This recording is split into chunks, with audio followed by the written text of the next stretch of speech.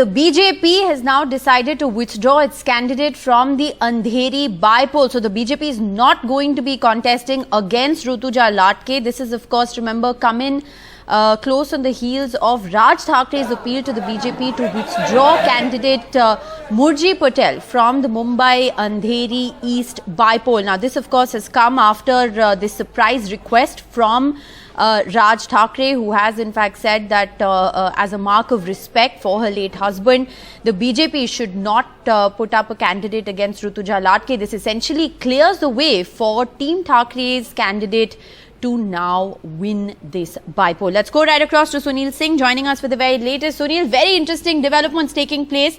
This Andheri bypoll was being looked at as a key semi-final ahead of the BMC election, but the BJP has now gone ahead and withdrawn their candidate on Raj Thakre's request. So very interesting dynamic there, and at the same time this has cleared the way for Team Thakre candidates win. बिल्कुल ऋतुजा लटके के जीत का रास्ता बिल्कुल साफ हो गया है और हवाला इस बात का दिया गया है कि ये महाराष्ट्र की राजनीति की जो परंपरा रही है कि जिस तरह से कोई जनप्रतिनिधि के निधन होता है तो उसके परिवार का अगर कोई चुनाव में खड़ा होता है तो दूसरी पार्टियां अपना उम्मीदवार तब खड़ा नहीं करती उसके सामने। लेकिन इस बार वो बात देखने को नहीं मिली और इस बार बीजेपी ने अपना उम्मीदवार मैदान पर उतार दिया ऋतुजा लटके के सामने।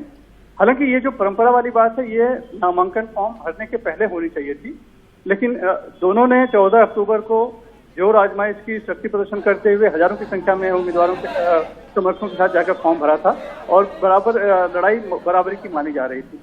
लेकिन उसके बाद से फिर राज ठाकरे ने पहले पत्र लिखा देवेंद्र फडणवीस को, उसके बाद शरद पवार भी सामने आए, उन्होंने भी उस बात का समर्थन करते हुए कहा कि गोपीनाथ मुंडे के सामने अपना उम्मीदवार नहीं खड़ा किया था।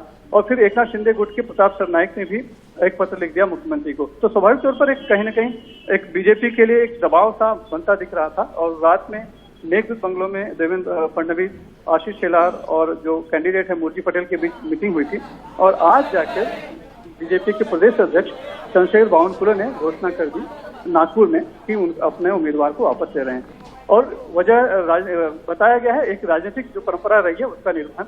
लेकिन जानकार बता रहे हैं कि ये राजनीतिक परंपरा का सिर्फ निर्वहन नहीं है, क्योंकि अगर वो होता तो वो नामांकन फॉर्म के पहले होता। ये जरूर कुछ एक राजनीतिक समीकरण है, गणित है जो अभी सामने हमें दिखाई नहीं पड़ा, लेकिन आगे जाके दिखेगा।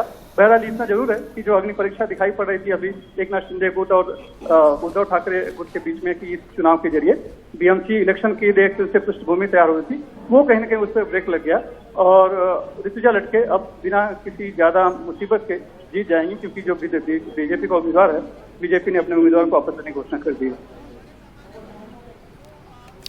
All right, thank you very much, Sunil, for joining us with the very latest interesting developments taking place there in Maharashtra. We will, of course, track that story very closely.